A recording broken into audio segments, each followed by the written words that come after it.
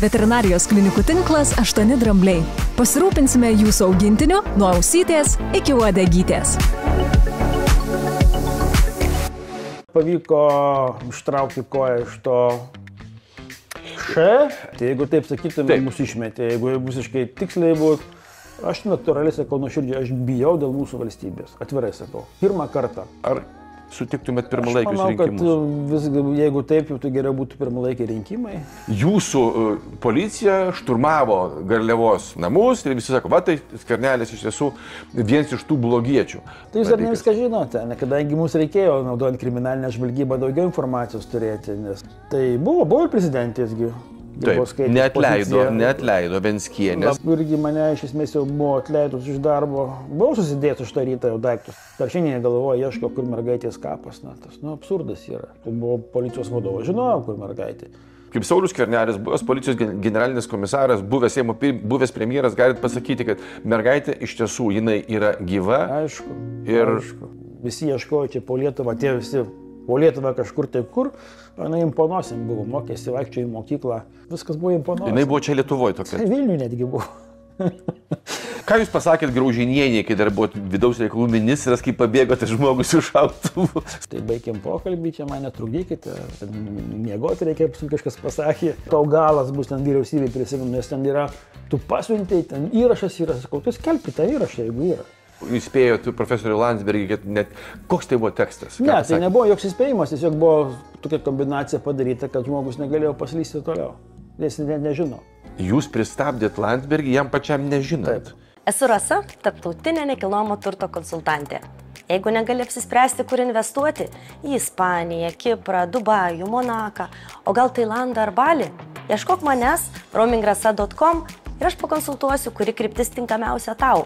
Išsirinkime geriausią kryptį, tinkamiausią investicinį variantą, keliaudami kartu. Laukiu tavo skambučio arba žinutės.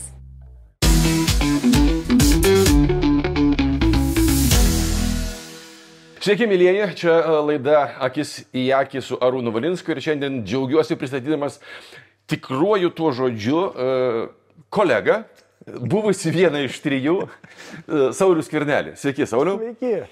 Beje, jisai ne tik vienas iš 3, jis yra tik tai vienas iš 2 Lietuvos politikų, kuris yra buvęs ir Seimo pirmininku, ir premjeru. Kitas buvo tik tais Algirdas Mykolas Brazauskas, kuris buvo ir premjeru, ir Seimo pirmininku, labai trumpai 3 mėnesius, ir prezidentu. Tai labai miela Sauliu matyti svečiuose. Ačiū. Šiek tiek, matau, atsipūtęs jau po naštos sunkios Seimo pirmininko pareigų ir taip toliau. Palengvėjo? Palengvėjo gal ne dėl pareigų. Pareigos iš tikrųjų, kaip pasakėte, yra su ko palyginti. Su premjero ar Seimo pirmininko tai nesulyginama. Iš tikrųjų yra pagal krūvį, pagal įtampą, atsakomybę. Bet palengvėjo dėl to, kad pavyko ištraukti koją iš to ir kažkaip tai... Antraštę jau turim. Tai manau, kad čia antraštė gera, nes iš tikrųjų buvo didžiulis diskomfortas ir didžiulės įtampos problemos ir kada tu padarai sprendimą, tada atrodo, kad kažkaip tai visiškai kitaip. Tai tuo atžvilgiu tikrai gerai, ypač dabar matant, kas toliau darosi. Tai tikrai jau net ir nedaug, turbūt tų skepsio buvo pas mus partijoje, labai nedaug. Bet net ir tie, kurie dar galvoja, gal čia dar kažkaip antrą kartą pabandyti ant to pačio grėblio užminti, gal nei kaktą gausim, gal kažkur tai mato, kad sprendimas buvo geras. Taip, iš tiesų, šiandien, kai filmuojam, visiškas chaosas, nes prezidentas nepatvirtino 2 Nemuno aušros ministrų, dabar jau liejasi pagieža ir šantažas, kad tikrai mes pasitrauksim, ar pasitrauks, ar pateiks, žodžiu. Tokia situacija iš tiesų, kas labiausiai skaudu, pats Sauliu buvęs ir premjeru, ir Seimo pirmininku, kaip sakant, matęs tą valstybės sandarą ir darbą iš vidaus. Ir kas skaudžiausia, kad mes turime didžiulės grėsmės iš užsienio ir vietoj to, kad mes dirbtume, užsiiminėjom tokiais dalykais. Bet klausimas tiesiai šviesiai, kada atėjo tas suvokimas, kad įlipote į tą krūvą ir paskui turėjote tiesiog priimti sprendimą trauktis? Bet jūs... Mus išmetė, jeigu taip sakytume, mus išmetė, jeigu visiškai tiksliai būt, bet natūraliai, kad tai dalykas brendo. Kada atėjo tas suvokimas, jog mes net ten prieš pasirašant sutartį. Dar išvakarėse pasirašant tą sutartį buvo priimtas sprendimai kitokie, kad mes liekam opozicijoje. Na, paskui ponia Vilija dar su skambučiais atverkim duris, dar neuždarykim, dar pakalbėjom ir tą rytą, kada pasirašinėjom, turbūt veido išraiškos viską pasakė. Aš norėjau tą pasakyti, kad... Nes prieš tai dar buvo likus 10-15 minučių sulaukėm ir prezidento skambučio, kuris sakė, junkit atbulinį bėgį, junkit. Bet vėlgi terminai, kurie nustatyti konstitucijoje, sutartis. Ir tas, žinot, galvojamas, gal žmogus, kuris ateina į poziciją, kaip sakote, supranta, kad jau šou baigėsi, reikia pradėti dirbti, pasikeis. Bet aišku, tai yra, matyt, naivumas ir būtų galima galvoti apie žmogų, kuris pirmą kartą ateis į politiką. Bet kažkaip tauta ir jo ten tie gerbėjai labai lengvai pamiršo, arba jie net nežino, kad jis jau yra daugiau negu 10 metų, jau 15 metų politikoje. 8 jisai pirmą kartą dirbo mūsų kadencijoje. Ir buvo vienos partijos pirmininkas, Tvarkos ir Teisingumo partijos, net ir narys, ir pirmininkas. Paradoksas, kada man tada teko tapti ministru, jog Tvarką ir Teisingumą purtė korupcijos skandalas Vidaus reikalų ministerijoje. Tada Grybauskaitė paskyrė, kad iškuopti, tai tada teko pirmi sąlyčio taškai su jais būti. Tada buvo jisai to, nežinau, kaip vadinasi partija. Trys muškietininkai. Irgi pirmininkas, ko baigėsi. Dabar trečios partijos pirmininkas ir žmogus tikrai nepasikeis ir valstybė ten mažiausiai rūpi, yra tiesiog popsas eina, populizmas, demagogija. Ir tai būti vėl tokiam katile kartu tikrai buvo sunku, jo labiau kai socdemai. Jūs irgi buvot politiko ir žinote, kas yra per politinę partiją. Tikrai nepasikeitė nieko, nors kartos keitėsi. Jie iš karto pamatė grėsmę, kad Saulius juos užstoja kažkaip, užgožė ir visą kitą. Tai ta nuolatinė tokia nepasitenkinimas, kažkokį projektą sugalvoja, ne. Valdyboje, spręskim klausimą, kas ten tautai seniai įgrįsė. Susimokėkime gal už mokesčius, už gyvenamą viešbutį Seimo. Nėra daug. Ne. Sandėlių gal atsisakykim. Ne. Tai ką tu tik pasakei, ne, tai tas brendo klausimas. Ir socdemai, aišku, pasirinko, kaip jie sakė, ne kokybė, nes mūsų frakcija tikrai yra patyrusių žmonių, valstybinių žmonių, kurie tikrai du premjerai yra, vienas laikinas. Du premjerai, kiek buvusių ministrų, laikinas premjerai. Taip, daugybė. Ir jie pasirinko, kaip ir pasakė ponas Sinkevičius, ne kokybė, bet kiekybė, bet matom, koks rezultatas. Tai man gaila, paminėjot, kiek valstybė tikrai premjerų buvo ir Seimo pirmininkų, ir prieš tai ir ministrų, ir policijos vadovų. Niekada dar taip nebuvo, visokių koalicijų buvo, bet kad šiandien tokios geopolitinės situacijos grėsmėje, aš natūraliai sakau nuoširdžiai, aš bijau dėl mūsų valstybės. Atvirai sakau. Pirmą kartą per visą savo, kaip piliečio istoriją, kadangi visą laiką balsuodavau, eidavau į rinkimus, dalyvaudavau, tai nebuvau nuošaly niekada nuo politikos. Tai o plus, kada teko ir premjeru pabūti ir dabar Seimo pirmininku, tikrai man yra baimė dėl mūsų valstybės. Jeigu išsipildys, bent jau aš prognozuoju, bet galim ir klysti, aš prognozuoju, kad šita koalicija dabartinė visos kadencijos dar 3 su viršų metų tikrai neišsilaikys, arba dirbs mažumoj, arba dar kažkaip, arba prieš laikinių rinkimų tikrai niekas nenori, nes tikrai bijo. Ir bijo to paties Sauliaus Skvernelio ir jo, nes kaip aš sakyčiau, kad trumpoj distancijoje šitoje situacijoje laimėjo Žemaitaitis. Sustiprėjo ministerijos, pasikeitė viena į kitą, energetikos ministerija iš tiesų kertinė, viena iš svarbiausių atiteko jiems. Komitetą taip pat 15, man atrodo, Seime bando kurti irgi, kaip čia viskas susidėlios, jeigu nesubirės anksčiau ta visa koalicija, kaip grasina Žemaitaitis. Pačios didžiausios grėsmės vis dėlto, kad ta koalicija subirėjus, o jeigu atsitiks taip, kad subirės ir formuosis nauja dauguma, eitumėt ar sutiktumėt pirmalaikius rinkimus? Aš manau, kad visgi, jeigu taip, jau tai geriau būtų pirmalaikiai rinkimai, nes tai pas mus Lietuvoje tai nėra įprasta, bet daugeliu vakarų demokratijų tai tokių krizinių atvejų metu reikia naują puslapį atversti ir pažiūrėti iš tikrųjų kokią situaciją. Dabar spekuliuojame ten 100 000 balsų, kad už vieną už kitą balsavo. Rinkimai yra momentiniai to etapo nuotrauka. Dabar šiandien situacija yra visiškai kitokia ir galbūt būtų sveika, jeigu ne, tai aš manau tikrai socdemai patirtį jau turi, kaip reikia dirbti mažumos vyriausybėje. Aišku, po to kaina. 6-8 metais jie dirbo. Po to kaina buvo tokia, kad ir pono Kubiliaus, ir ponui Butkevičiui, ir aš dar, baigdamas kadenciją po 4 metų, mes dar buvom tų visų skolų, kurios priteisė teismai, ar konstitucinis, ar bendros kompetencijos, dar buvom neišmokėję. Tai tokia kaina buvo to populizmo, ką ponė Vilija padarė, atverdama pensininkam lyg tai rojų padarius. Ir dabar panaši situacija irgi formuojasi. Sausio 1 dieną bus ta vadinama reforma antros pakopos, kur gali iki 3 milijardų eurų įsilieti į rinką mūsų.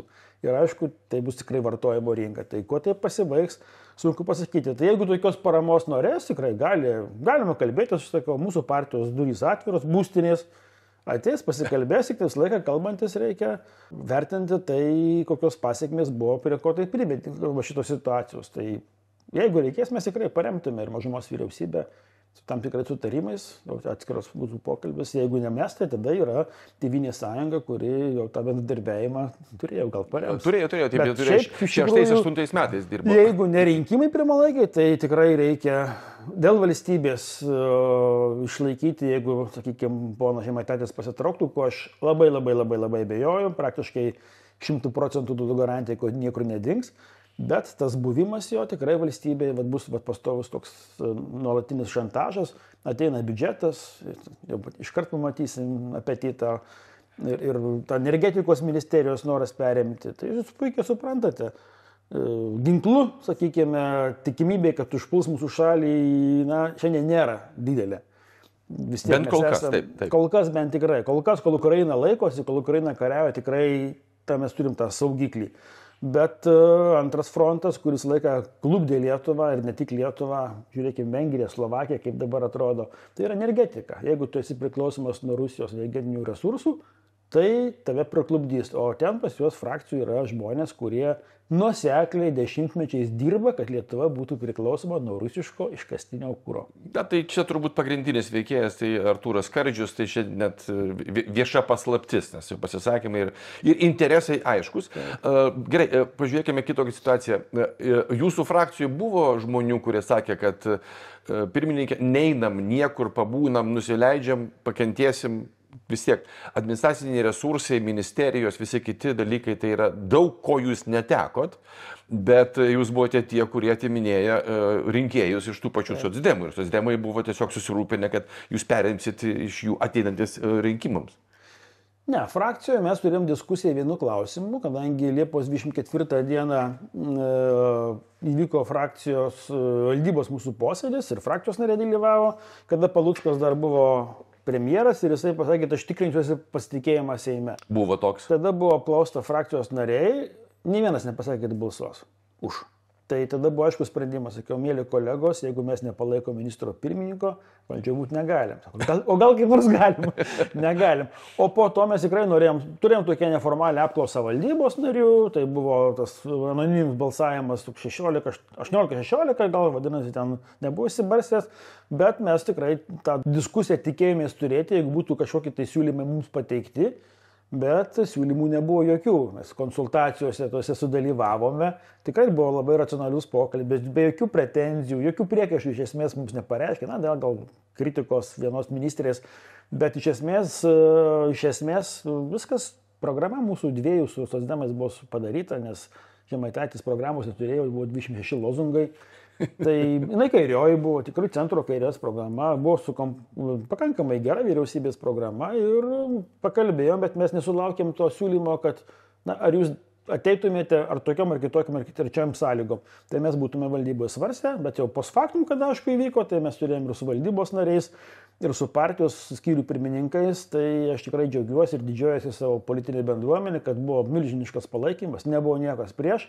Net ir tie žmonės, kurie, kaip sakėte, daug prarado, o daug prarado vykdomoji valdžios. Tas pats mūsų ekonomikos ministras, kuris tikrai buvo puikus ministras ir politinė komanda, energetikos ministerijoje, neaišku, kaip dar bus su ministru, aišku. Tai, bet vėlgi mes kalbėjome paprastai, jauni žmonės, ar tu išeisi dabar su aukštai pakelta galva ir švarus, ne, išeisi po 3 metų, gal po 3 metų, su antspaudu, kur tavo biografijoje bus, su kuo tu buvai koalicijoje. Ypač dar po to, kada Jungtinių valstybės departamentas išsiuntinėjo visiems atmintinės, dabar kas bet važiuotų į Lietuvą ar Lietuvą į Ameriką, jie žino, kas yra Žemaitaitis, tai neparašyta, su ko susitinki. Tai jaunam žmogui, galvojant apie tarptautinę karjerą, tai yra visiškai viskas užbaninta. Dėl to galbūt buvo skaudu šiam etapui, bet žiūrint į perspektyvą, aš manau, kad mes tikrai parodėme ir paneigėm tą tokią demagogiją, kuri buvo skleidžiama iš tų pačių valstiečių, čia dėl valdžios susikūrė.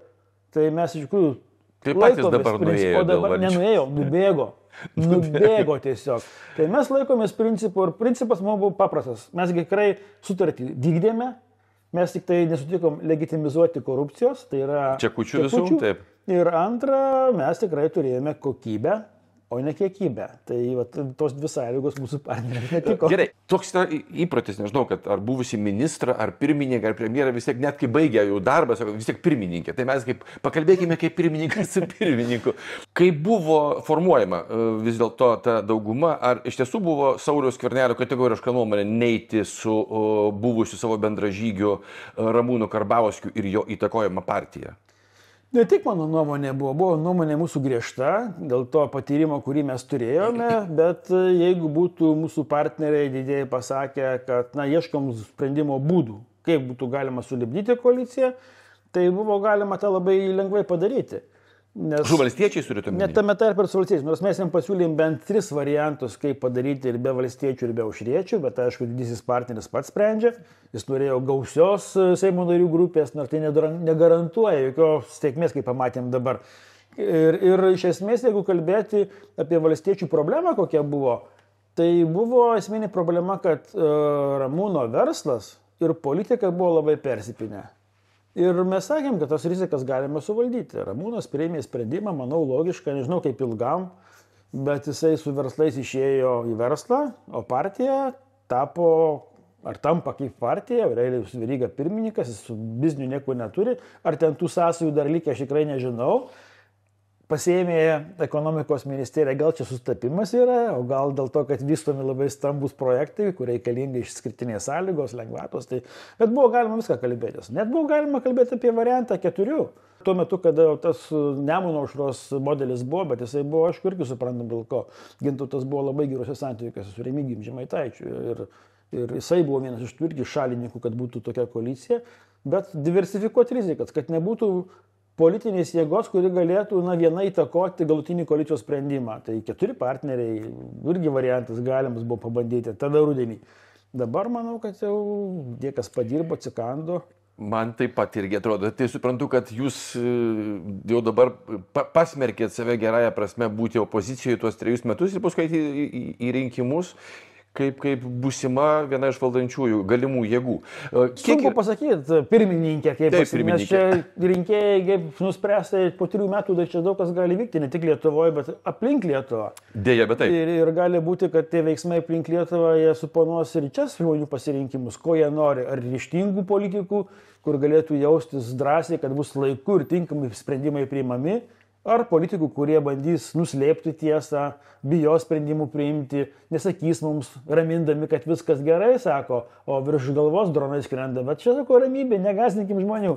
Tai čia visko gali būti, kokie bus, bet kol kas, aišku, mes antradienį pasiskelbsim opozicinę frakciją ir būsim opozicijoje. Kaip ir minėjau, kad trumpoje distancijoje vis dėlto atrodo, kad Žemaitaitis su Nemuno aušra yra šitos situacijos kaip ir laimėtojai, bet ilgoje distancijoje vis dėlto jūsų frakcija, jūsų partija yra tas, kuris žaidėjas, kuris politikoje ateityje gali būti labai svarbiu ir labai dideliu veiksniu.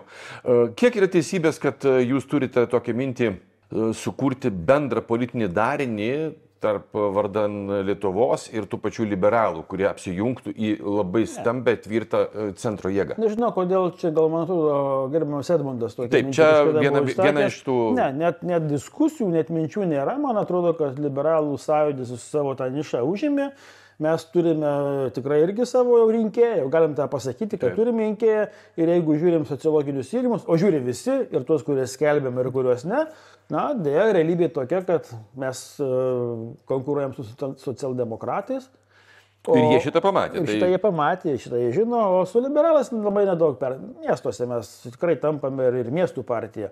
Taip, kad tikrai susijungimo jokio aš nematau prasmės, kad šitą reikėtų daryti, kaip sakau, partijos turi savo nišą, svarbu, kad jos galėtų bendradarbiauti. Ir net ir dabar manau, kad grįžtant į rudenį praeitų metų, jeigu būtų nuoširdus noras socialdemokratų turėti liberalų sąjūdį kaip koalicijos partnerį, tai buvo galima pasiekti. Jeigu tu ateini formaliai ir pasakai, kad pageri kavos ir sakai, ne, mums čia ideologiškai nesutenka. Kiek aš bent jau girdėjau, kad liberalų sąjūdis buvo ir pateikęs variantus, kaip tos klausimus, kurie iš tikrųjų ideologiškai priešingi yra, mokesčių. Jo, tiesiog išbraukti iš darbotvarkės. Tiesiog surasti tos formuluotės, kurios būtų galima neįvedinėti naujų mokesčių, koreguoti, optimizuoti. Frazių galima daug surasti, žinot puikiai. Jo labiau, kad ir ta reforma, kurią ten padarė koalicija, tai jinai toks Frankensteinas yra, švelniai tariant. Absoliutus. Taip, šiek tiek net, taip, sakysim, šiek tiek net gėda už tuos... Aš irgi dariau mokesčių reformą, stiprią reformą, kai buvau vyriausybės vadovas ir mes fronto linijoje stovėjom dviese. Šapoka finansų ministras ir aš. Dabar šitoje reformoje mes nematėme nei premjero, o finansų ministro apskritai nebuvo. Jis taip pat gavosi už tai, atsirado džiazo daug, 10 ir 12 variantų, patys netikėjot, ko daro, tada atsiranda bandymas pataisyti, pasidaro dar blogiau. Mokesčių reformai reikėjo pasiruošti, mes tą darėm irgi, kadencijos dar vidurio nepasiekė ir tai buvo sėkmė, nes kolegos konservatoriai su liberalais koalicija Laisvės partija praleido tą momentą, tos 2 auksinius metus ir po to jau ten jokių šansų nieko nėra. Čia auksinė taisyklė, kad visus skaudžiausius sprendimus, kurie būtini, reikia daryti iki kadencijos vidurio, nes po to jau visi bijo, tai jau rinkimai artėja. Tarp kitko, vienas iš tokių faktų, kada iš tikrųjų buvo pradėjus dirbti vyriausybėje, buvo iš tikrųjų klausimas dėl valstybės įmonių, labai aštrus, jeigu prisimenat, bebrinai tie. Tai iš tikrųjų man specialių tyrimų tarnyba pateikė nepotizmo ir partiškumo paveikslą kiekvienoje valstybės įmonėje. Toks buvo voratinkliai. Dažniausiai buvo raudoni, nes tuo metu socdemai valdė. Sakykime, registrų centras geležinkelių raudona pagal partiškumą ir giminystės ryšiai. Iki 15-20% buvo susiję nepotizmo ryšiai. Įsivaizduojate? Įmonės valstybės, kurios nemokėjo dividendų, daugybę jų reikėjo dotuoti. Iš 100 kažkiek tai mes palikome apie 40. Visos duoda valstybėje pelną, tai yra duoda dividendus moka, dotuoti nereikia. Ir viena iš tų reformų garsiųjų buvo urėdijų reforma. Pamenam. Ir ponia Ruginienė tuo metu buvo miškininkų profsąjungos pirmininkė ir buvo prieš mūsų oponentas. Tuo metu labai aktyviai reiškėsi, kad 42 urėdai išliktų ir toliau būtų tai, kas su ta mediena ten apskritai buvo atskira istorija. Kaip mastai kokie buvo, tai sunku jis kam nors, kad... Aš tai puikiai žinau, kadangi mes turėjome, sakysim, dirbdami politikui, viena iš mūsų kuruojamų buvo kultūros ministerija ir aplinkos ministerija. Tai iš tiesų, tai, kad yra valstybė, urėdai arba, sakysim, tas pats, netgi, jūs policijos generolas buvęs. Tai generolas irgi buvo. Taip. Bet, palaukit, atleido generalinį šitasgi Mazuronis pats, kai paskutinę dieną išeidamas parašo, kad pakeist, atleist ir visi taip. Opa. Tai iš tiesų yra daug tų įmonių, taip patys geležinkeliai, urėdijos, visa kita. Urėdijos buvo. Jo.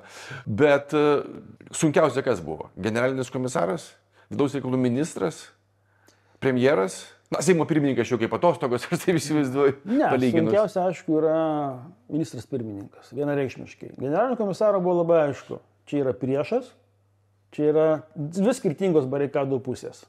Yra tiesa, gėris ir blogas. Labai aiškiai buvo, kas klientai. Aišku, buvo, vis tiek mes tą filosofiją tada perlaužėm ir aš džiaugiuosi, kad ir dabar tęsia policija, kad nebėra tai jėgos struktūra, tai yra paslaugos teikimas visuomeniai.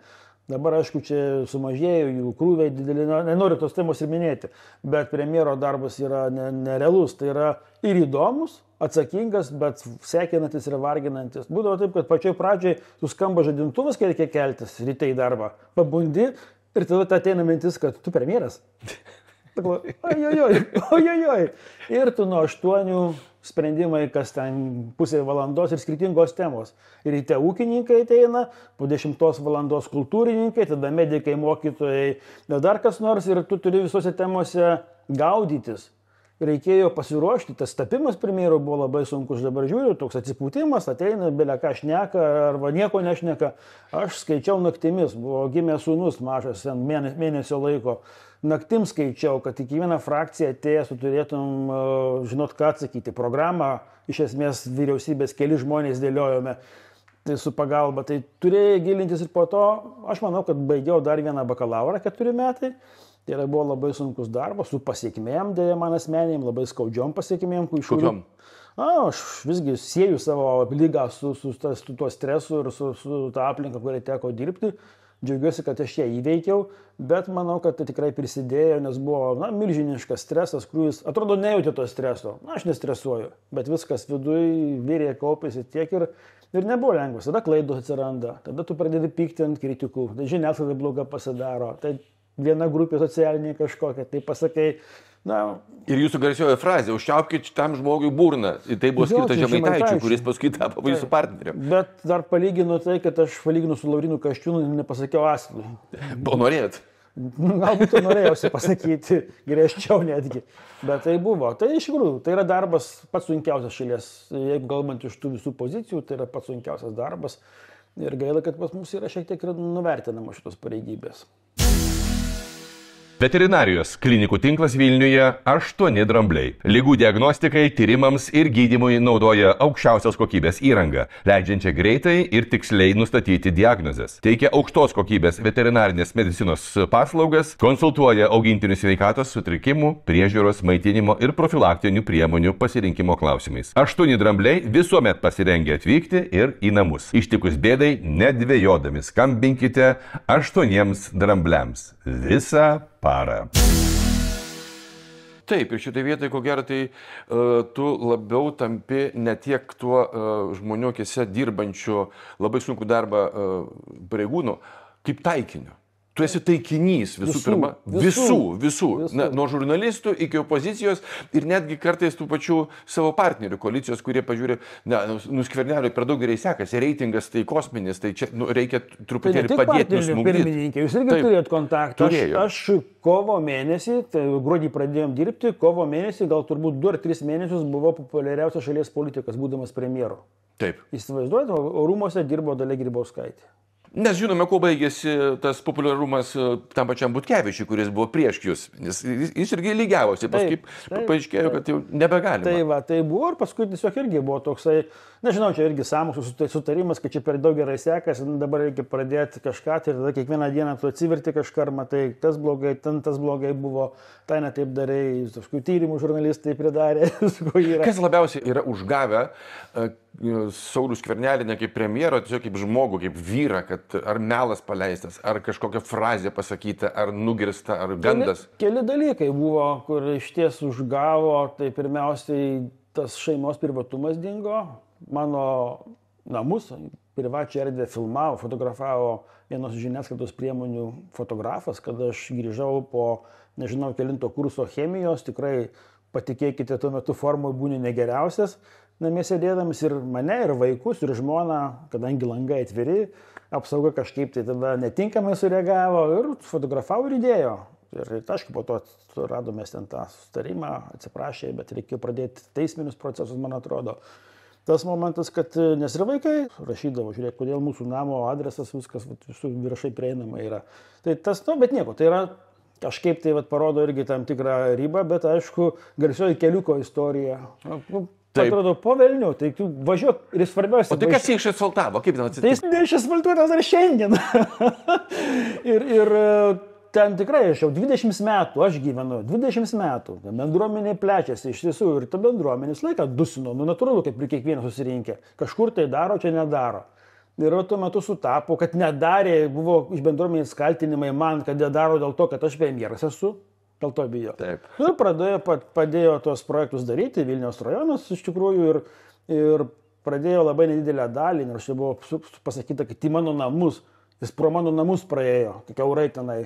Ir jau kiek 7 metai ir dar nėra baigta. Bet žiūrėkit, bet irgi žurnalistai važinėjosi, matė, kad ten yra gabaliukas iš 6 kilometras, paskui ten po kelius šimtus metrų, 100 metrų net būdavo metais padaro, 200 metrų. Tai ir tas pastoja suformuotis, dabar žmonėms daug paklauskite, tu jis ten savo keliais asfaltavo, savo aš. Bet žiūrėkit, šitoj vietoj esat girdėjęs tą visą, kaip prilipino žemgrobystės skandalą buvusiam Seimo pirmininkui Artūrui Paulauskui. Žemgrobys. Taip. Ir visam laikui liko. Taip ir šitas keliukas, kur ten netgi paskui užrašas vagis atsirado, dar kažkas. Ir kaip lengvai visi patikė ir kaip sunku šito dalyko atsikratyti. Neįmanoma praktiškai. Nors čia sakau, daug klaidų po to dar buvo. daug mano oponentų, kurie tuo metu buvo tas pats Eugenijus Gentvilas, kažkada man sako, Sauliau, sako, tai aš čia specialiai su kolega važiavau, specialiai pažiūrėti, jau čia gal po premjeravimo mano. Sako, tu kur tas kelias tavo?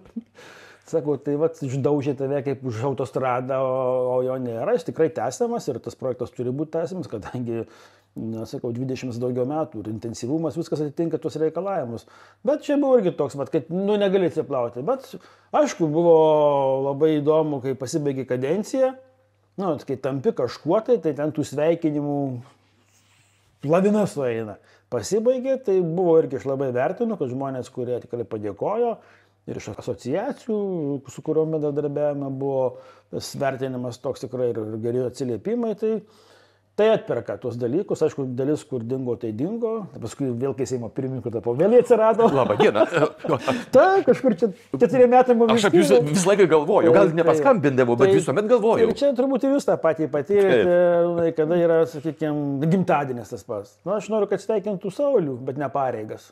Tai tas būna, tokie niuansai tikrai tas pasirodo gyvenime, kas yra kas. O šiaip tai laikas bėga ir tikrai buvo pradžioje, neslėpsiu, jau buvus nebe premjeru. Einant ten Kudirkos aikštėje vyriausybės pastatą, pažiūrėjus, net nupurtydavo dar. Tokios buvo reakcijos, nes nepamirškite, mes baiginėjom COVID laikotarpį. COVID etapą, kur tą pirmą reikėjo išgyventi, aš niekam tikrai nepavydėčiau. Tai buvo pats sunkiausias gyvenimo ir darbo etapas, kada tu kovoji su kažkuo, tai neturi nieko, reikia kažką savarankiškai daryti, nėra su ko pasitarti, o po to dar tau ten visokias tyrimus ir bylas pradėjo ten kelti vyriausybės įstaigoms. Tai tas žiauriai buvo skaudu, nes mes pirmą etapą praėjom ir be žmonių iš esmės aukų minimalio, ir ekonomika geriausiai atsilaikė, nesužlugdėm nei verslo, nei ūkio, nieko. Antrame etape jau buvo kitaip, kadangi tikrai buvo rinkimai, baimės, patarimai netokie, tai ir natūraliai ta banga labai stipri buvo, po to matėm, kokių reikėjo priemonių vyriausybė imtis. Dabar visi sako gudrus, to nereikėjo, nereikėjo ir to. O tada, kada tu matai Ispaniją, Italiją, Italija ypač buvo taip. Yra sandėliuojami žmonių kūnai ir mes vyriausybės posėdį taip pat svarstome, ar turime pakankamai lavonmaišių, ar turime lavoninių, neturime šaldytuvų, tada ieškome užsakymų, kad atvažiuotų į geležinkelio stotį vagonai ir refrigeratoriai.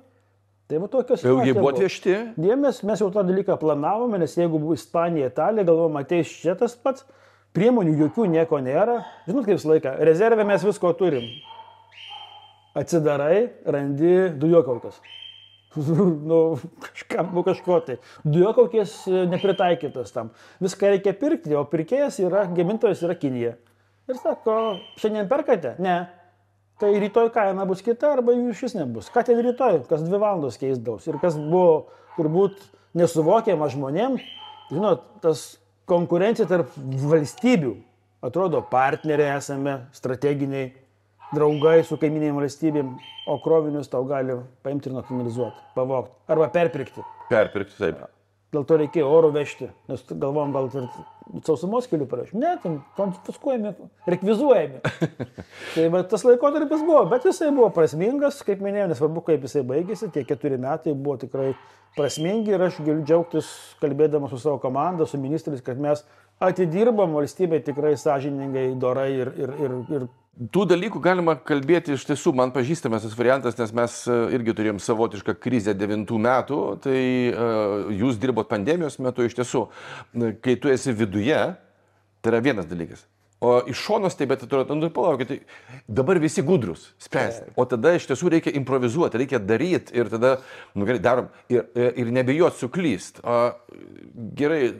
Premjeras Saulius Skvernelis, Seimo pirmininkas, matyti nelabai, čia turėtų ką prisiminti, bet ar yra klaidų padaręs? Aišku. Kokia didžiausia? Aš dabar nežinau, kokia didžiausia klaida būtų. Matyt, kaip minėjau, tas toks užsispyrimas ne vietoje, ne laiku buvo. Kažkokių tai įrašų nedavėm, užsispyrėm ir nedavėm. Nepriklauso pagal įstatymą duoti ir nedavėm. Nors reikėjo atiduoti, ten nieko nebuvo, nuo ko reikėjo slėpti. Aišku, su žiniasklaidos iškilo didžiulis įtampos, bereikalingos įtampos iš ties. Tada buvo ir sprendimų padarytų dėl kai kurių personalijų, buvo sprendimai atskirom socialiniam grupėm, medikai labai protestavo, mokytojų istoriją prisiminkite, kokia buvo irgi. Bet tuo metu, mano kolegos iš opozicijos nešiojo ten ir pizzas, ir kavas per langą sulipusiems mokytojus, ten kurstė, kaip kurstė, palaikė tą ugnį, bet su švietimo tikrai buvo. Mes, žinot, kokia didžiausia problema, mes ėmėmės per daug reformų vienu metu. Ėmėm 6 sritis, jeigu tu paimi 6 sritis, viena iš jų yra be valstybės skaidrinimo, ką aš minėjau, mokesčių visą kitą, bet paimi tokia kaip sveikatą arba pagrindinė švietimo sistemos reforma, kurį reikėjo daryti ir matom, kad kol kas nepajudėjomės į priekį. Tai tu 6 frontus atidarai, tai ko tu nori, kad tavo baigtųsi. Tai dar gerai, kad mes išbuvom visą kadenciją, nes gerbiamas Paluckas 17 metais po pusmečio koalicijos išvedinėjo socdemus iš koalicijos. Formali priežastis buvo urėdijų reforma, nes tada mus palaikė Tėvynės sąjunga šitoj reformai ir jie tada klasika, apklausė skyrius visus. Ir pasakė. Ir skyriai pasakė, kad reikia išeiti. Žinot, pas juos yra baimė priimti patiems sprendimus, tai demokratija, bet skyrius apklausė taip, kaip reikia apklausti. Ir išvedinėjo. Tada gerai, kad pavyko mums dalį nuo jų atskelti frakcijos ir tikrai dėkingas tiems žmonėms, politikos mohikanams. Amžinatiltį Kirkilas, Bernatonis. Tai buvo žmonės, kurie suprato. Irgi ne dėl valdžios liko, nes jie nieko neturėjo, jokių pozicijų iš esmės. Bet kad reikia išsaugoti vyriausybę, kuri buvo tuo metu suformuota profesionalių pagrindų, ką reikia irgi pabrėžti, ne politinė vyriausybė. Buvo ir politikų, aišku, bet jeigu daugumą pažiūrėjus, buvo kitas principas formavimo. Ar tai buvo geras? Manau, kad buvo geras principas. Aišku, tie žmonės, kurie buvo ne politikai, jiems buvo sunku rasti koridorių Seime, nes mes šiek tiek kalbėjom prieš laidą, kad kiek už tavo nugaros stovi balsų. Jūs buvo 15, formaliai kaip Seimo pirmininkas. Jo, dabar taip, bet kalbant apie vyriausybę, mes turėjome milžinišką daugumą. Ir viena iš klaidų, tarp kitko, buvo irgi, ką dabar kolegos socdemai daro. Mes kada buvom frakcija, 56 netgi žmonės, daugiau negu. Dabar 502 yra. Mes nematėme to mažesnio partnerio. Diktavom sąlygas socialdemokratam tuo metu. Tai buvo. Tai bet jie dabar, taip sakant, atsigrojo pilna koja. Ir šitoje vietoje jūs buvote tuo metu valstiečių, ne? Valstiečių ir nepartinių blokas toks buvo. Įdomus darinys. Karbauskio, visi vadino, Karbauskio. Tai buvo, Labai prisimenu vieną dalyką ir noriu paklausti. Ką jūs pasakėt Graužinienei, kai dar buvot vidaus reikalų ministras, kai pabėgote žmogus su šautuvu, su automatu, ką? Tarp kitko irgi nieko necenzūrinio nepasakiau. Tuo metu tai iš tikrųjų buvo situacija labai bloga, nes pabėgo žmogus, nusikaltėlis su automatu Vilniuje. Prasidėjo paieškos aktyvi fazė, vis tiek policijos vadovas dirba savo darbą, ministras politiškai atsakingas, nesėkmė, aišku, ant ko pečių krinta ir tada 2 telefonai ir net 3 tu klausai pranešimo pastebėtas, rastas ginklas, juda ten, žinot, kriminalinė policija įsijungė labai stipriai. Ir tada toksai jau ten ant pačio piko, kada tu lauki generalinio komisaro žinios, kad jau sulaikėme, nežinomas skambutis, vyriausybinis, atsiliepė ir tada pakeltų balsų pradėjo ponė Seimo pirmininkė. Aš dabar nepamenu, gal net ir atleidinėti iš darbo mane. A ne? Tada kažkaip reikėjo tą situaciją išeiti ir aš pasakiau, kad ten kažkaip tai baigėm pokalbį, čia mane trukdykite, miegoti reikia, paskui kažkas pasakė. Bet tikrai nebuvo nieko tokio kažkokio tai grubaus žodžio ar netinkamos leksikos pavartota. Ne, bet pats pasakymas, kai Seimo pirmininkas apskritai pagal kompetenciją galbūt ir šiaip gali susirūpinimą išreikšti. Tikrai gali, reikia, bet galbūt reikėjo pasiskambinti su premjeru, nes premjeras buvo informuotas apie visą situaciją, kas yra. Aš būčiau žinojęs, koks numeris yra, aš būčiau nekėlęs. Lygiai panaši situacija buvo, kada buvo Garliavos istorija. Reikėjo tuos sprendimus priiminėti. Aš nekėliau nei vieno skambučio iš vyriausybinio telefono. Tai buvo aktyvi fazė operacijos. Ne vieno. Jūs tuomet buvot generalinis komisaras. Tai ir nekėliau, bet ką reikia pasakyti, iš tuometinės valdžios niekas ir iš aukščiausių neskambino. Žinojau, buvo labai toks sutarimas ir supratimas. Man atrodo, Kubilius tada premjeras buvo gal. Taip, Kubilius. Ir dar vienas labai svarbus momentas, kur mes irgi susidūrėme. sausio riaušės. Taip, jūs buvote Aš buvau Seimo pavaduotojas. pirmininko, taip, kabinete irgi buvote. Ten irgi buvo, aštrus pokalbis buvo.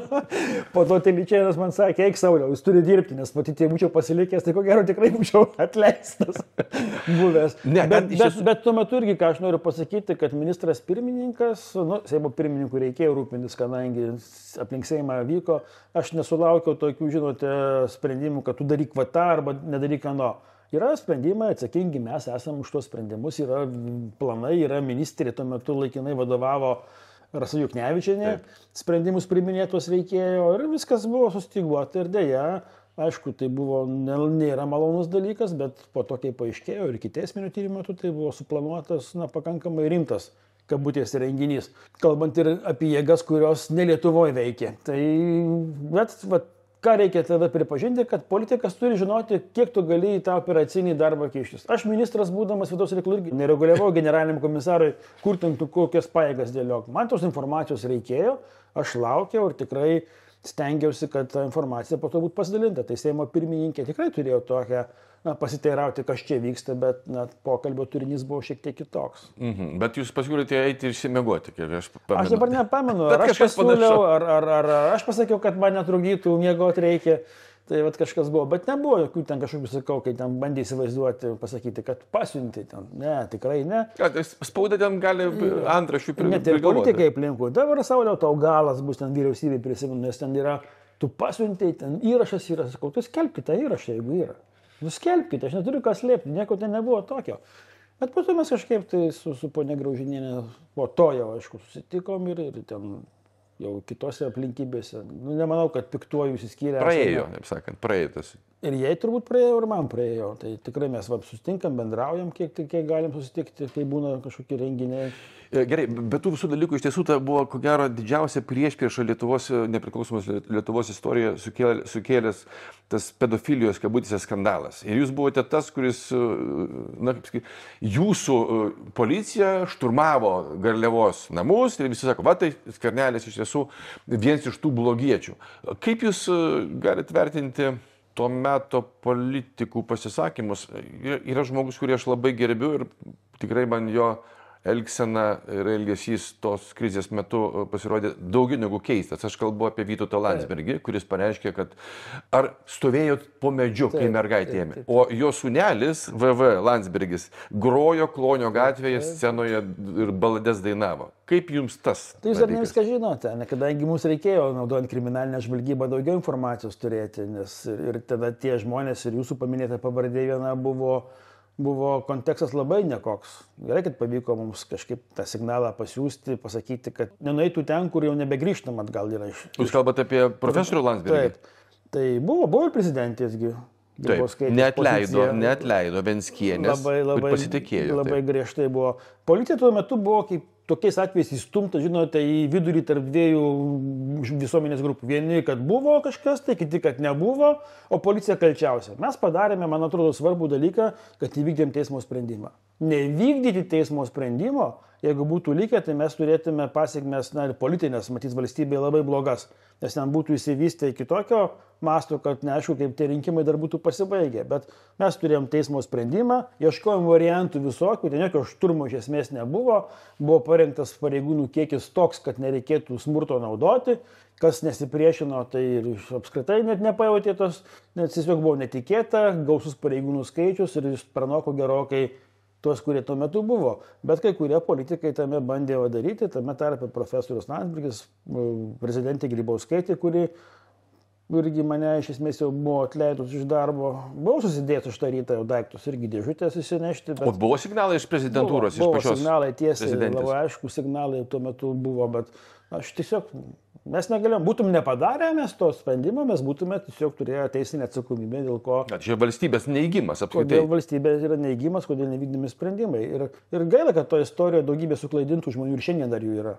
Dar šiandien galvoja, ieško, kur mergaitės kapas. Tas absurdas yra. Pats esat sulaukę šeima jūsų grasinimų arba dar kažkokių užuominų, kad galite žiūrėkit per petį? Tokių dalykų visą laiką būna, per petį reikia žiūrėti, bet aš tikrai, čia tą garsią frazę reikia paminėti, nesureikšminu, nors pradžioje buvo. Iš tikrųjų, tom dienom tai buvo ir šiek tiek pagalbos apsauga tam tikra padaryta, bet po to vėlgi dalis žmonių suprato, kad buvo apkvailinti, dalis ir liko šiandien įtikėję, bet dalis ten ir Seime dar manęs klausinėdavo garsių žmonių ir Laisvės premijos laureatų, kur mergaitė, tai aš buvau policijos vadovas, žinojau, kur mergaitė.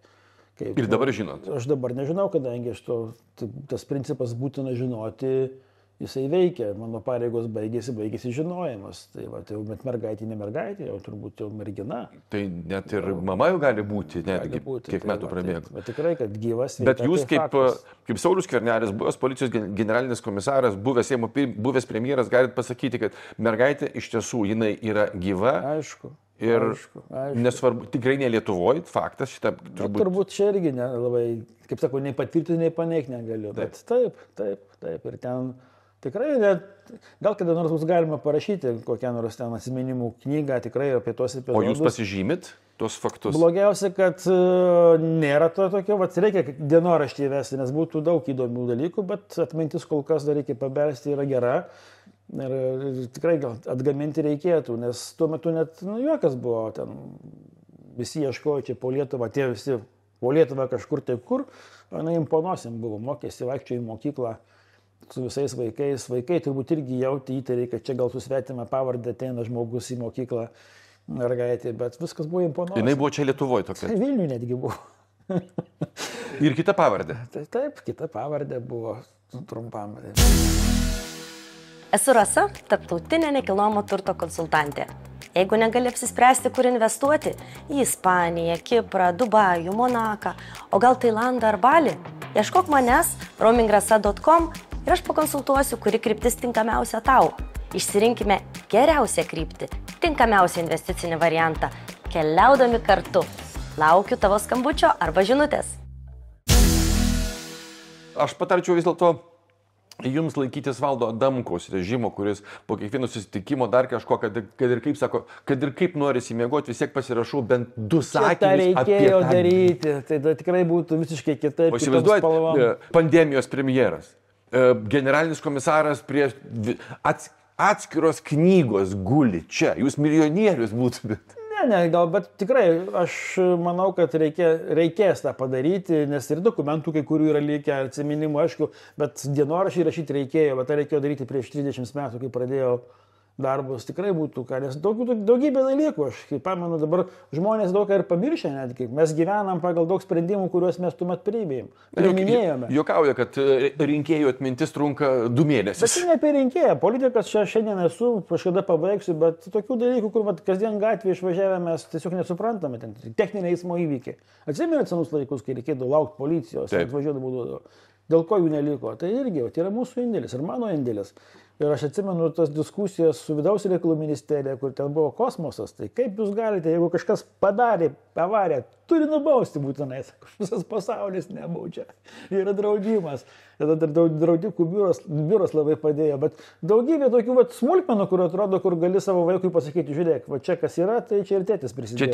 Čia tėtis. Prisidėjo. Aš nesakau, kad vienas. Aš tikrai nesakau niekada, kad aš vienas padariau, bet ta lyderystė buvo, bet komandos laikas stengdavosi surinkti labai išmintinga ir kompetentinga. Tai su daugybė. Nebijot protingesnių už save patarėjų? Nebijau.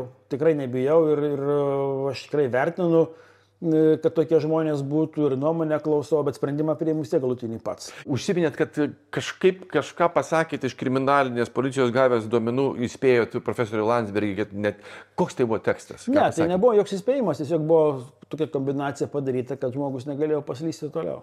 Jis net nežino, jis pats net nežino. Jūs pristabdėt Landsbergį, jam pačiam nežinant. Tai jūs kietesnis už... Ne aš, o tuo metu policija tą darbą padarė. Taip, bet policijos vadovas, vadas, sakysim, Saulius Skvernelis, jisai ėmėsi, nes čia be jūsų leidimo tas nebūtų. Tikrai ne. Atskirkim irgi labai svarbų dalyką. Taip. Čia buvo toks etapas. Policijos generalinis komisaras nesikišo į tyrimus ir bylas. Jis gaudavo informaciją, kurią reikia žinoti, apibendrintą informaciją. Bet operacijos detalės tikrai suplanavo kiti kolegos ir jie ten jų yra nuopelnai. Bet buvo tokia kombinacija padaryta, kad sakau, nes galėjo baigtis labai ta situacija liūdnai, kalbant apie tą pačią Garliavos istoriją ir buvo ketinančių padaryti tikrai tokius lemtingas klaidas, man atrodo. Tai gal aš džiaugiuosi, kad pavyko, net ir su partneriais mums pavyko sakau, situaciją suvairuoti, bet nežinau, reikia žiūrėti, kaip šitas terminas dar to slaptumo galioja, negalioja, bet būtų turbūt įdomu atskleisti kažkada, tai pasakyti tos, kaip mūsų teisėjas sauga dirbo. Čia ne vien policijos beje buvo, ne vien policijos, su partneriais mes tą padarėme, bet kartais reikia sudėlioti kombinaciją, kad žmogus nesupranta, kad kažkaip tai kur slysta ir sustoja. Jūs apsaugojot profesorių Landsbergį nuo dar didesnės gėdos, kurią jis apturėjo tai pareikšdamas ir pasakėt, kad toliau nebeikit, nes bus dar blogiau. Truputį nebūtinai gėdos, ten galėjo pasiekmės, sakau, būti labai liūdnos, nes buvo tiesiog norama padaryti visiškai pavojingus, neteisėtus veiksmus ir naudotis galbūt profesorium kaip asmeniu. Jūs kalbate apie galimą valstybės perversmą? Ne, čia tikrai ne taip, ne apie tai. Ne. Tai tiesiog būtų buvęs galbūt kriminalinis nusikaltimas ir su pasiekmėm liūdnom, bet aš manau, kad, sakau, mūsų tarnybos sudirbo taip, kad tiesiog, kur labai svarbi teisėsauga, neleisti kol paslys, bet užkardinti preventiškai, kad to nepadarytų. Mhm. Įdomus posūkis, be jokios abejonės, ir galima apie tai šnekėti, netgi tai istorijai būtų galima atskirti atskirą laidą, bet šiandieną pagrindinis herojus ir tema vis dėlto yra Saulius Skvernelis. Vienas visame. Ir komisaras, ir premjeras, ir Seimo pirmininkas buvęs, bet ir skaičiau, jūs kaip vieną iš savo hobį parašėt, kad esate kulinaras. Mėgėjas. Mėgstu. Gerai, savo firminį receptą. Ko? Aš plovą labai, bet galėčiau čia, matau, komandas ir išvirčiau. Niekas netraukia už liežuvę. Jo, galėčiau tą padaryti. Tikrai čia ir ilgai nereikia, produktai ir už valandos galim valgyti. Plovas per valandą? Taip. Gerai, tai kas ten eina, bet žmonės... Tai viskas standartas yra. Iš pradžių tu pasidarai... Kiaulieną, avieną... Jeigu plovas, tai avieną. Tik avieną, jo. Avieno šankauliukai turi būti, o daugiau standartas. Tinkamai ryžiai padaryti, po to tinkama receptūra, morkos, svogūnai, prieskoniai ir paskui jau gamybos reikalas yra. Kiek dažnai Saulius Skvernelis yra būtent kulinaras, ne politikas namie? Aš norėčiau dažniau būti, bet tai yra užtrunka laiko ir dabar kaip vasaros laikotarpį, tai viską, kas stengiuosi, ką galima pagaminti, o ten daug galima pagaminti. Ir kugelį iškepti, ir šašlyką, negi dabar nebe šašlykiniai. O taip, tam įrenginį ir kepi, ir su paukštiena, ir višta, antižąsis, ir išpjovas rūkiau, šalto, karšto rūkimo, ten visokių eksperimentų padaryta. Ne viskas pavyko, bet tada supranti, kad nedarai ten. Bandžiau kažkada tai ten su karkom paeksperimentuoti. Man visgi geriau, kad receptą kažkas kitas padaro, arba ten ausys rūkytos, kiaulės yra, nesigavo. Tai būna, kad ir nesigauna. Dėl to pirmą reikia pačiam išbandyti, kad paskui nepasikvietus ko nors nebūtų, ops. Nes kai vienas pasidarai, šiek tiek pridėgė, o kai prisikvieti svečių ir tada jau biškai gėdą apturi. Kad to nebūtų. Šiaip aš mėgstu, bet laukia man labiau patinka. Gerai, iš tų jūsų įvairių veiklų, bet to, kad kulinaras, kuo aš beje nustebau ir labai džiaugiuosi, kad prisikalbėjot kažkada ir gal kitą vasarą pakviesiu čia. Gerai, labai mielai padaryti. Gerai? Niekas netraukia už liežuvę. O daugiau kas? Grybavimas, uogavimas? Grybauti, uogauti ne, aš mėgstu sportą ir sportuodavau ir pats. Ką sportavot? Krepšinis, futbolas, dabar lieka dviratis, bet dviratį aš daug minu. Dabar, aišku, bus šitas sezonas mažesnis, bet 3000 km per sezoną aš numinu dviratį. 3000? Čia per vasarą, per šiltą, šiltuojus metu. Aš kadangi seku, tai būna, kad ir sausio mėnesį išvažiuoju, kada sniego nėra, bet per sniegą nevažinėjau, tikrai tai yra ekstreminis. Ne, dabargi keliuką turite. Dar neturiu, bet jau turėsiu gal tai vis tiek. Tai taip, tenka važiuoti ir žvyrkeliu, ir važiuoti per mišką, kalnais, ten nėra lygus kelias, bet tokios dienos, kai išvažiuojate, aš be 30 km negrįžtu. O žuklė, medžioklė, čia šitų ne. Šitie ne, nors prie upės gyvenu, dabar padovanojo meškerę išėjimo progą kolegos.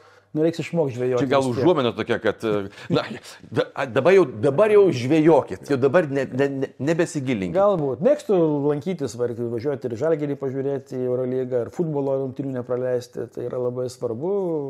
Aišku, daug dabar laiko skiriu sūnui, kad jis žaidžia futbolą profesionaliai. Tai kiek jam dar metų? 9 metai. 9, ne? Ir reikia vežioti, treniruotės, varžybos. Būna pats maloniausias dalykas, kai išvykos, turnyrai, užsienį ypatingai. Tai Tai tikrai pats toksai smagus laikas yra, labai. Gerai, tai dėl žvejybos mes galim sutarti, kadangi jūs pažadėjote čia su tuo plovu, tai aš pakviesiu jūs pas save į tvenkinius irgi tenais. Išmokyti manęs reikės, nes vaikystėje žvejojau su tėčiu, o po to kažkaip neber, dabar turbūt, man atrodo, kaip ten meščiau. Tai aš užmesiu, jums tik tai ištraukti reikės. Reikia man upėje išmokti, upėje tai labai svarbu, nes daug pagauna, žuvies daug yra neryje. Taip. Ir mano irgi kolega, buvęs STT vadas Saulius, jisai yra fanatas žuvies gaudimo, žvejys. Tikras, tai mūsų neryje netoli manęs ten traukia tokio dydžio lašišas. Nu taip. Bet reikia mokėti šitais dalykais. Ir kantrybės reikia turėti, iš tiesų. O su kantrybė sunkiau. Gerai, dabar dar vienas klausimas. Iš tiesų čia galima kalbėtis labai ilgai, nes tų Lietuvos istorinių ir lūžio momentų paties darbė yra buvę daug. Nesusidaro toks vaizdas kaip su konservatoriais, kad kai tik ateina į valdžią, taip krizė. Taip ir jums visą laiką. Ne, man tai ne, bet pandemija iš ties buvo, kurią aš tikrai netikėjau, kad bus. Aš tuo metu atostogavau Ispanijoje su šeima ir ten pradėjo tie pirmi signalai eiti, atrodė, ten Kinija ir pasibaigs. Paskui čia artėjo, reikėjo vieną dieną ir anksčiau parlėkti į darbus ir tada jau, kai pamatėjai tuos vaizdus Italijos, Ispanijos, supratai iš tikrųjų, kad ne tai, kad blogai, tai yra labai blogai. Bet vėl. Aš džiaugiuosi su komanda, vyriausybėje nebuvo nei darbo valandų skaičiuojama, nei šeštadienis, sekmadienis, ten ir nuotraukų dar turim prisidarę, žmonės ir McDonald's valgo produkciją kažką, tai tuo metu dirbdami o dalis žmonių buvo protingesni, kurie sakė, žiūrėkite, mūsų pareiginės instrukcijose tai neparašyta, mes nedarysim. Tai liko ramus prieš save, prieš teisę, o kiti ten darė, paskui buvo toks pasakymas, žinot, ir prokurorai pasakė, sako, net ir karo metu baudžiamo kodekso niekas neatkeičia, dar karo Ukrainoje nebuvo. Tai bet tuo metu mes kariavome. Tai ar tai čia man sutampa ar ne? Nemanau, kad konservatoriai turi tą tikrai tokią karmą, ateina ir kažkas, tai jiems tikrai perėmė tuomet valdžią iš mūsų pandemijos antra banga buvo, kurie buvo sunku tikrai dorotis. Taip, Šimonytė buvo premjerė. Ir buvo sunku dorotis, tada migrantai pradėjo plūsti į Lietuvą iš Baltarusijos ir, aišku, ant viršaus Rusijos agresija Ukrainoje karas. Tai nebuvo vyriausybėje lengvas laikotarpis tikrai. Jūsų prognozijas, kaip viskas, kaip manot, dabar aišku, jums galva ramesnė, opozicijoje, kaip mes sakom, turbūt ir dabar dar sakom, ant laktų, nes tie, kurie opozicijoje, tai tiesiog jie sėdi ten, laukia savo eilės. Kaip galit prognozuoti situaciją, kuri dabar yra? Šiandien, būtent mes kai kalbamės, dabar nežinom, kas yra, bet žinom, kad... Aš manau, kad liks šitą koaliciją, kurį laiką, o po to daug... Iki galo? Ne, tikrai ne, nes vienam iš partnerių tikrai, kadangi, kaip minėjau, nei programos, nei idėjų, nieko nėra, tu ant to savo 2 frazių daug neišvažiuosi toli, bet... Jūs kalbate apie Remigijų Žemaitaitį. Ateis kokie metai, gal mažiau iki rinkimų ir net nebejoju, kad bus pasakyta, sisteminės partijos man neleido padaryti to ir ano. Ir eikit nafik, jeigu taip. Tai, jeigu tai nafik. Taip, tai net nebėjau, kad tai bus. O ar išliks iki to laiko? Daugybė dalykų priklausys nuo tų įvairiausių tyrimų, kurie vyksta irgi, nes kartais ir tos bylos turi... Jūs kalbate apie finansavimą rinkimų, apie tą paties personalinę bylą Žemaitaičio. Remigijaus yra personalinė byla teisme, turbūt irgi, jeigu bus apkaltinamasis galutinis nuosprendis, atsiras irgi įtampos. Jeigu nesėjame kaip su ta frakcija yra, tai čia daug tokių nežinomų yra ir aišku, dar kas blogiausia, kad daug kas scenarius braižo ir ne tik tai čia, bet ir priklausys nuo to, kas bus Ukrainoje. Kaip jūsų, kaip buvusio premjero ir dabar jau buvusio Seimo pirmininko akimis patyrusio politiko, ir kaip policininko ir tyrėjo, nes profesionalumas niekur nedingsta per tiek metų, kaip atrodo naujoji premjerė Inga Ruginienė? Vėl nesinorėtų dabar užsimti prognozėm ir kritiką kažkokią. Tai man kas labiausiai, 2 dalykai tai tokį nuostabą kelia. Labai didelė drąsa šitų pareigų imtis. Norėjimas ar drąsa? Norėjimas. Aš gal ne drąsa, gal norėjimas, kad labai noriu ir čia padarysiu tikrai pakankamai Ta patirtis, aišku, yra įgyjama, bet žinant, socialdemokratų partija, kada tu ateini, kur ten visi mohikanės, kaip pagaliuos, ten jeigu dar 30 metų tu eilėje ant laktų nelaukia, tai čia nenusipelnės nieko, čia dabar staigiai per 8 mėnesius ir patampam, tai yra tokia tikrai tas norėjimas milžiniškas. Ir antras, kas mane šiek tiek nuvilia, tai, kaip minėjau, na vis tiek, pareigybės yra labai aukštai vertinamas ir kotiruojamas. Tu turi ruoštis. Tu negali pakilęs nuo foteliuko, ateiti į kokią nors laidą ir pradėti kalbėti kaip su kaip su rinkėjas dažnai būna tiesiog, nes žmonės ir gerbk ir tuos, kurie tavęs klausinėja, jie būna pasiruošę. Gerai pasiruošę. Tai tas toks, galbūt irgi tas toks bravūriškumas, kad aš čia bet ką pasakysiu, jeigu ką pasišypsosiu ir čia viskas bus atleista. Tai taip nebus, šypsena po 3 mėnesių dingsi nuo veido. Štai vietoj netikit, kad grožis išgelbės pasaulį. Ne, tikrai netikiu, nes šitą tikrai net tos pareigybės. Tai jeigu mokysis, jeigu bus žingeidi ir tikrai daug laiko skirs, tai negali šiandien pasakyti, aš kaip kažkada sakiau, duokim pabandyti. Nesureikšminkim. Tas irgi žodis buvo. Dabar kita frazė atsiras. Bet žinant, Socdemų partija, tai jis neleidžia. Kodėl Socdemai, kaip buvot viduj visi koalicijos partneriai, bet to ir Seimo pirmininkų tuo metu buvot, kodėl Socdemai iš tų 4, 3 atšoko, supratom kodėl, nes bijojo tų pačių skeletų, net ir ministras susisiekimo, tai paskutiniu metu gavo skambutį, kad palaukit. Kodėl 5, 6, 8 neiškėlė, o iš tų 4, 3 atmetė ir liko tik tais Inga Ruginienė? Tai yra krizė, reikia tą pripažinti, nes, sako, mes turim 15 000 narių partijai, bet kai reikia surasti kandidatus į ministrus, matom, kokie yra ištraukiami, net ir Socdemų partijoje beje. Tai neturint premjero, lyderystės krizė yra, Mindaugo Sinkevičius, turbūt būtų dabar kaip tik tas momentas, kada jau sutapo, kad, nežinau, ir kitą šansą turės tokį, bet aišku, įsigando galbūt kažkokių tai aplinkybių, ir tas teismo maratonas, kuris buvo, ir dar kažko tai gal yra, ko mes nežinome, tai tiesiog neturėjo kito pasirinkimo. Galėjau samdyti kokį nors legionierių. Supratau, žomitę, supratau. Būtume sutikęs eiti į premjerus. Ne, tikrai ne, nes jau, sakau, aš mačiau tą tokia, kartais atrodo keista, nesuprantama elgsena, kad tos pačios koalicijos tarybos. Ten sutarta buvo, kad kartą per savaitę turi būti. Jūs reikia organizuoti. Jūs puikiai žinot, kai nesišneki, tokios problemos ir kilo. Tai pradžioje natūralu, kad kol nėra vyriausybės, dar formuosi, nes pirmas Seimo pirmininkas paskirimas, po to vyriausybė. Taip. Po to Seimo pirmininkas priima priesaikas ministrų. Ir natūralu, kad Seime viskas verda, tai kabinete Seimo pirmininko. Ir po 2 tokių susitikimų jau priekaištai. Kodėl čia pasikabinete? Kodėl čia skirtumas? Ne, čia pasirodo mūsų, čia paėmė lyderystę, mūsų užgožė. Čia kodėl, tegul būna kažkur kitur. Tvarkoju, organizuokit jūs kitur. Tada ten kitur nėra, savaitė, 2 mėnesiai nėra. O tos pauzės nėra. Čia politiko kaip šeimoje, kalbėtis reikia visada.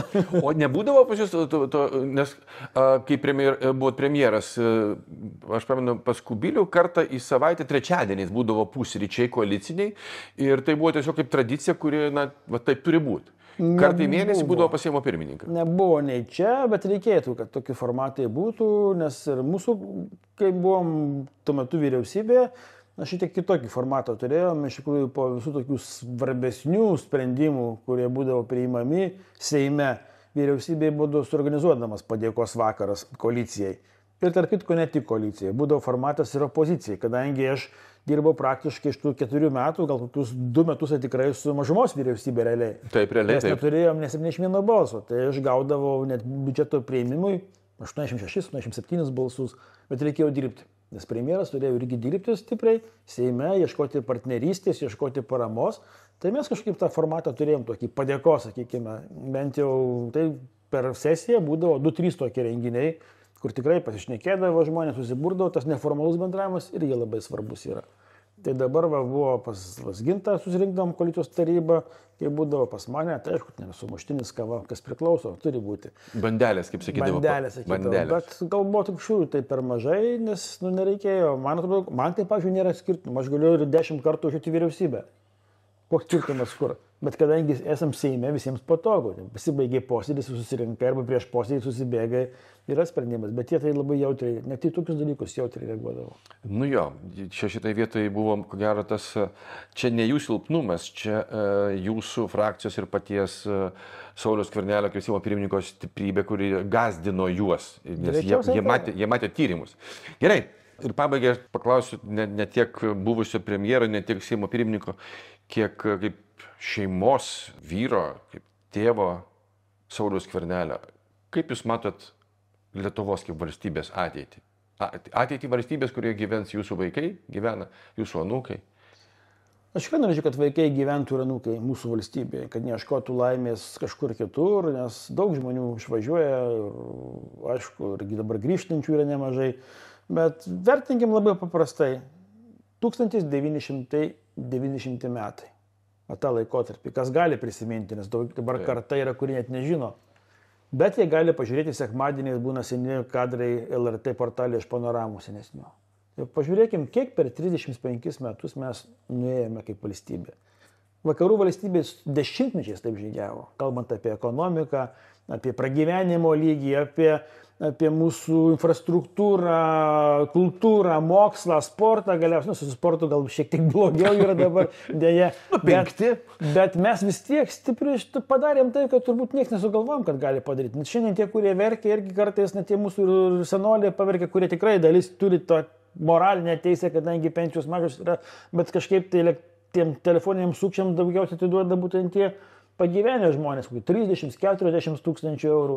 Tai nėra. Čia jūs tokį šašą pakrapštėt skaudu labai. Bet tai yra tokia realybė. Tai aš tikrai noriu, kalbant apie mūsų valstybę, galvoti, kad tos lygos, kuriomis mes jau sirgome, kaip demokratijos jau praeityje yra. Kad nebus net tų bebriškų įmonių valstybių, kur vėl bus partinės grupuotės kažką tai darys, kad nebus net to nusikalstamumo, koks buvo irgi nepriklausomybės pradžioje, kad visgi tas padorumas, sąžinė ir politikoje kažkokią tai reikšmę turės. Galiausiai, kad žmonės vis daugiau ir daugiau pradės mąstyti, nors tikrai dabar aplinka neskatinanti mąstyti yra geriau. Atvirkščiai.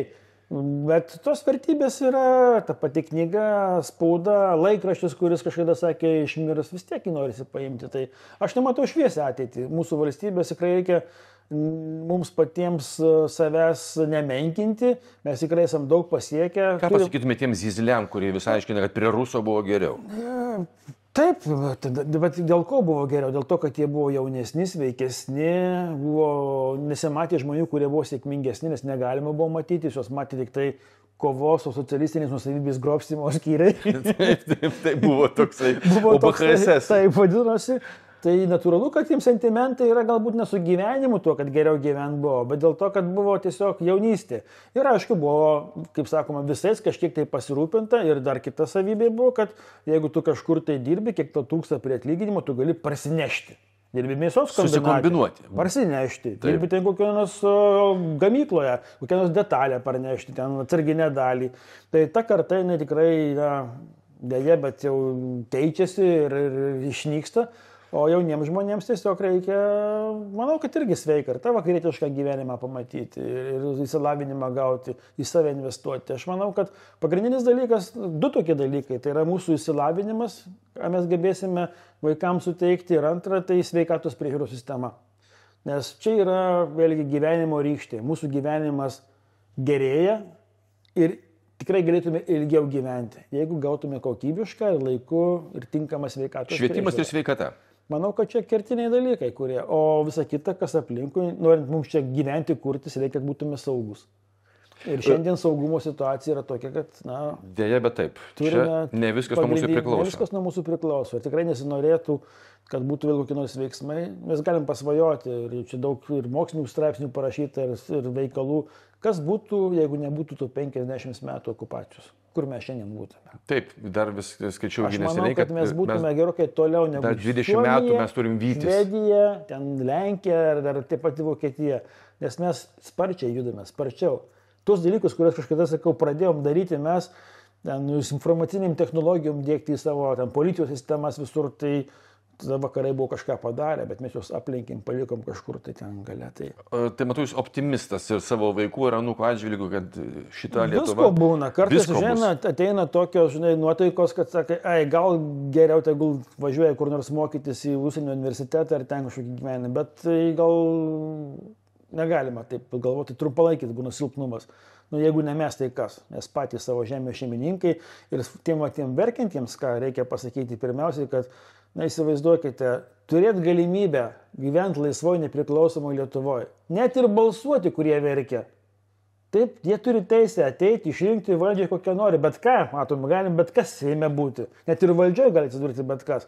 Tai 10 valstybių to neturi. Vat nereikia toli žiūrėti 40 km nuo sienos ir to nėra.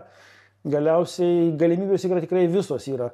Taip, kas buvo pripratę, kad valstybė tavim turi visą laiką pasirūpinti. Valstybė turi pasirūpinti socialiai pažeidžiamiausiais. Bet pas mus irgi buvo taip kartoju, sakykime, aš ten mokiausi, studijavau, į save investavau, dirbau per kelis darbus. Kiti, kurie 90 pradžioje sakė, man mokslo nereikia, aš nuvažiuoju į Vokietiją, parvarau mašiną į Marijampolę. Arba su spirito. Ne, spiritas jau nusikalstamas, bet nieko nusikalstamo. Mašiną 1-2 per savaitę ir aš važinėjau su kuo, statau namą, o tu kas esi, o tu dar mokaisi, tu nesi niekas, neturi nieko. Bet gyvenimas apsivertė. Tie, kas važiavo tada, dabar ką daryti. Tai tiesiog reikia apie save galvoti, į save investuoti ir viskas bus gerai, bet mes turim unikalią galimybę, turim, sakau, nežinai, kiek davė mums istorija, tą šansą vėl nepriklausomai valstybėje gyventi ir tą šansą turim visi išnaudoti. Taip, yra dėl ko verkti, yra daugybė blogų dalykų, daugybė minusų, bet kai sudedi viską, tai džiaukimės laisva, nepriklausoma, demokratinė, galinga, ekonomiškai įsivyščiusi valstybė esame. Per 35 metus. Porą kartų minėjote, tai pačiai pabaigai minėjote svarbą knygų skaitimo. Kokią knygą savo, nežinau, gal ne vienintelę, bet labiausiai patikusią rekomenduotų Saulius Skvernelis mūsų tinklalaidės žiūrovams perskaityti? Čia priklauso nuo tavo nuotaikos ir situacijos. Dabar kažkaip nežinau, kad čia man tapo, aš tikrai nemažai knygų paskaitau, kas susijęs su skaudžia istorija, turbūt holokausto istorija. Taip. Ir daug dabar knygų atsirado iš tų žmonių, kurie praėjo tą kelią. Tikrai verta paskaityti, nes čia mes dabar kartais labai suprimityvinam, atrodo, ten kažkas tai buvo. Ir dar yra knygos iš to laikotarpio, kur yra atsiminimai tų, kurie buvo vykdytojai. Yra ir tokių. Yra ir tokių. Tai verta ir tą pažiūrėti, istorijos nepamiršti, nes kartais mes irgi pažiūrim, žinot, sako, čia jie ten patys kalti kažkas buvo. Bet neįsivaizduoju, kokia mašina žudė žmonės vien dėl to, kad tu esi kitos tautybės. Arba ten kažkokių kitokių politinių pažiūrų, dar, bet čia kitos tautybės. Vien dėl tautos kaltas yra. Tai verta pasiskaityti, tikrai nemažai tų knygų yra. Remarko man knygos visos patinka. Visos patinka. Aš visas, kiek buvo. 3 draugai, Judas Zubelickas. Vakarų frontai nieko naujo irgi. Tai irgi verta. Istorinių knygų nemažai, tikrai šiandien galimybė. Svarbu, kad būtų kada, nes aš irgi tą patį pagaunu, lankaisi knygų mugėje, nusipirki. Dabar jau tikrai, o vis tiek... Ateina kitų metų mugė, žiūri, dar šitų nebuvo atsivertęs. Taip ir yra, o tą momentą, kurį tu turėtum paskaityti, tai aišku, dabar yra kitaip, bet tada tai buvo 4 metai išbraukti, kadangi reikėjo skaityti tą, ką reikėjo skaityti, tą profesinę, sakykime, literatūrą. Bet vis tiek dabar pagauni save, kad aš gal geriau ten pažiūrėsiu, kas nors, kas yra YouTube, kas yra portaluose. Taip, yra tas. Bet iš tiek knygos niekas nepakeis, jeigu turi galimybę ramiai kažkur paskaityti ir dar akinių nereikia skaitimų, tai yra pliusas. Tai skaityti reikia. Tuomet ir palinkėjimas, kadangi mes užsiminėm, kad buvo labai daug įvykių ir Saulius Skvernelis dabar suprato, kad pats savo gali papriekaištauti, kad nevedė dienoraščio, bet ta knyga anksčiau ar vėliau atsiras. Ir labai noriu palinkėti, kad taip atsitiktų, nes tų istorijų iš tiesų užtektų ne vienam tomui, ne vienai knygai. Bet reikia bendraautoriaus iš kurių ne tai, kad ten tau kažką surašytų. Man reikia surasti, gal atsiras kažkokius partneris, kuris norėtų tikrai... Aš jums galiu rekomenduoti, beje. Nes tai nebus tokia muilo putom apipilta knygelė, kur ten būtų lengva skaityti. Manau, kad ne. Jau dėsit iš peties. Mano charakteris toks, kad reikia. Reikia. Galbūt parašyti tiek, nežinau, ar šiuo metu dar galima, sakau, bet manau, kad tikrai, Jau aš nekartą grasinausi, kad tą padaryti. Susikaupkit. Susikaupimui reikia tą padaryti.